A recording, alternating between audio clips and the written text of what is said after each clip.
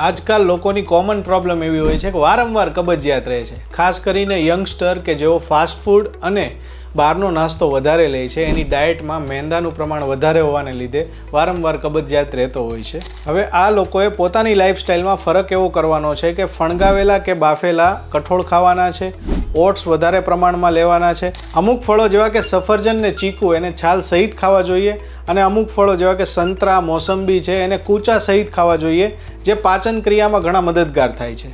હવે યાદ એ રાખો કે આ સિવાય તમે 15 મિનિટ સુધી પાણીમાં ચિયા સીડ્સને પલાળીને રાખો. આ ચિયા સીડ્સ પણ તમને પાચન ક્રિયામાં ખૂબ જ ઉપયોગી થશે. આ સિવાય જેને કબજિયાતની ખૂબ જ તકલીફ રહેતી હોય ને એ લોકોએ ઈસબગુલનો પણ ઉપયોગ કરવો જોઈએ. માર્કેટમાં ઈસબગુલ ઘણા બધા નામથી મળી રહે છે, જેમાંથી એક છે ક્રીમા ડાયટ પાવડર. ક્રીમા ડાયટ પાવડર 1 ચમચી 1 ગ્લાસ પાણીમાં લઈને ડેઇલી તમારે યુઝ કરવું જોઈએ, જેથી કબજિયાતથી સંપૂર્ણપણે આરામ મળી જશે.